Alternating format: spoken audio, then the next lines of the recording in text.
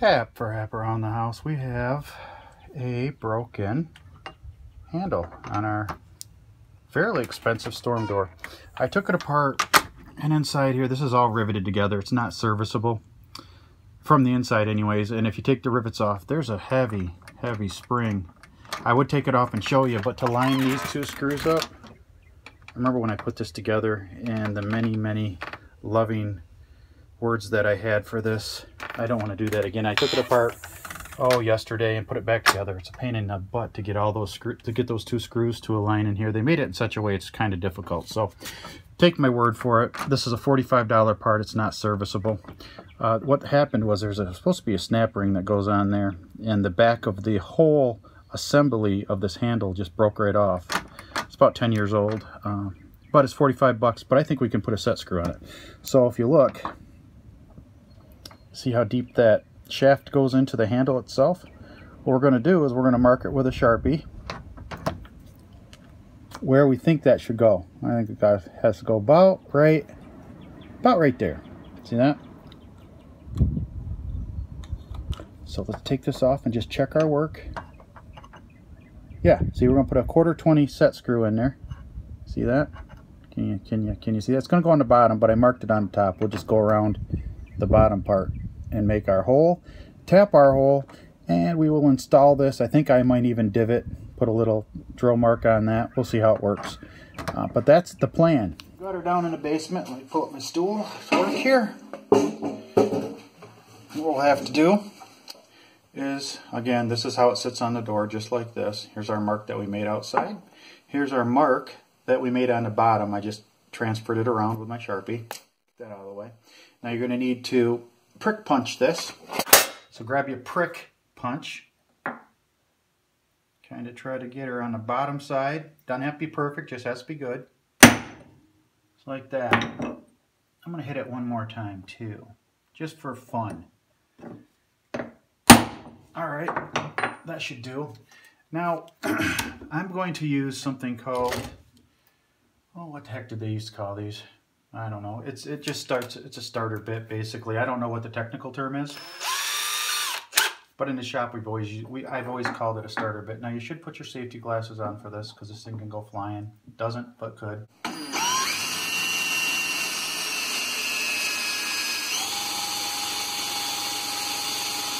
Now I could put this in a vise, and I probably will later when I drill and tap it. But for right now, we can openly work right here. Right here's fine. So now you can see that we've got ourselves a nice little hole started. Now we're going to go with a set screw, and I've got my handy little super duper thing full of set screws. We're going to look for a 1/4 Looks like that's a 1/4 right there, I believe. So grab this. This is the drills and taps, and what this does is drills and taps. Holds them nice and neat. Now you can check your size. This is a 1/4 right here. It used to say here before it was worn off, and that just means it's a 1/4 inch wide and 20 threads per inch. 1/4 inch wide, 20 threads per inch. So take it and you can eyeball it, and it should fit in there nice, and it does. That's perfect. You can see that the threads, the peaks and the valleys fit in the peaks and the valleys of your tap. So that means you've got the right size, and you eyeball this, and this is about the right size there too. And in other words, the diameter fits both. And this is the right size drill because it's in there. I always keep my drills and my taps super duper sorted, because if you don't, you run into problems, and I don't like to run into problems. Now, to drill it, you can use a drill, obviously. I can use a drill press that's over there, but most people don't have a drill press, so I'm going to do it by hand. Now, you can pick up one of these. It's just a tap handle. I won't be using it today, but all you do is you put your tap in there, tighten it down, and then it goes, let's tighten it down a second. So you can, that's in, righty-tighty, lefty-loosey, and you just work it back and forth with a little bit of oil, and it will drill in. It'll tap that hole that you drill with the proper size drill bit. So let's put this in the vise, and we'll move our cameras a sec. Put that in there. Now grab some oil. You can just use motor oil. It doesn't super duper matter. They do sell tap oil. I don't know if it makes that big of a difference. I've never noticed. So we have this in our vise, and we are going to start to drill. Now just try to get it straight up and down as you can. In other words, all of your angles that you can possibly screw up in. You don't want it off to the side like this. You don't want it off to the side like this. You want it straight up and down. So we will start drilling.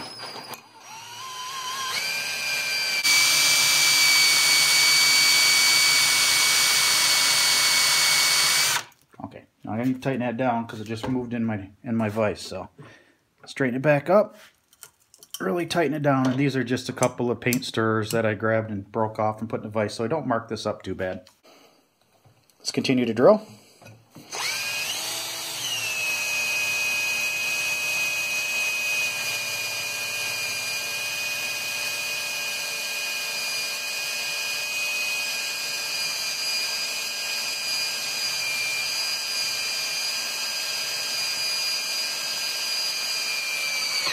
Okay, now when you get close to the bottom, your drill will catch. So back it up, and I usually put a drop more oil on it to make the transition from the hole into the void down there where your square stock from your door actually goes. So put a little bit of oil in there, and then I back off and just let the drill do the work.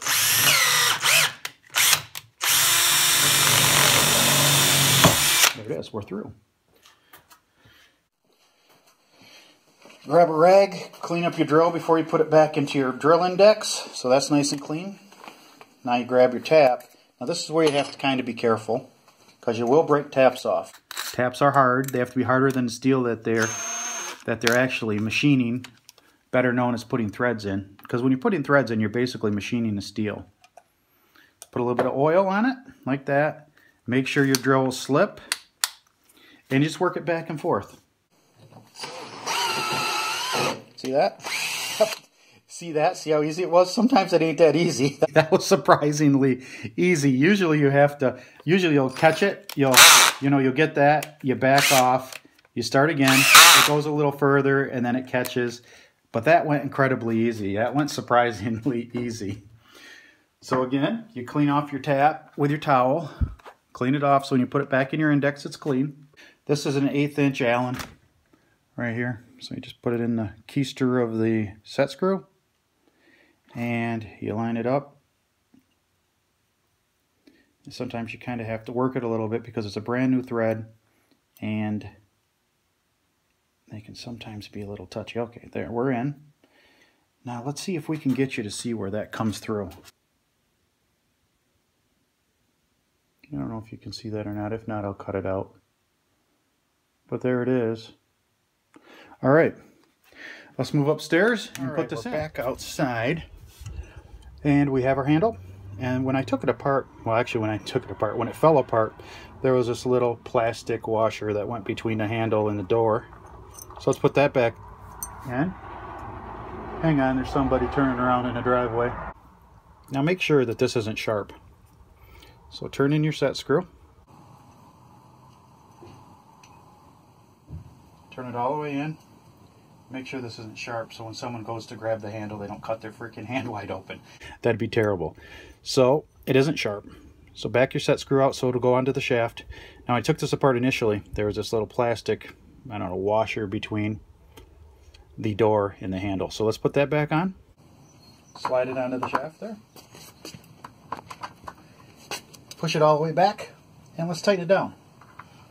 Now I'm going to not drill a little divot for that set screw to sit in initially. If it loosens up and comes off a little bit, I will. I'll also put some Loctite on if it's needed. You can get some medium Loctite that you can still break it loose if it loosens up, but I don't think it's going to. Most of these handles don't. Most of the handles you just put on and you put a set screw tight and they'll stay on. So to tighten it down, you just get it where it's snug and then go a little bit, and then go a little bit more until you're just a little bit beyond snug and you can feel your Allen wrench flex a little bit. There, that's tight. Let's see how it feels. Oh yeah, that isn't going anywhere. That was slop. That slop right there is just because this unit, this $45 unit, the whole handle's 45 bucks. It's not built very tight. It's not a very tight tolerance unit. So it's going to have slop. But I think that this is something that most people can handle. Handle. And it's a great experience to learn how to use drills and taps. just normal hand tools that a lot of skilled tradesmen use every day. We just take it second-handed that everybody knows how to do this. It's not hard. It just takes a little experience. Make sure to lube your drill. Make sure to lube your tap when you're tapping it, and everything will work out okay.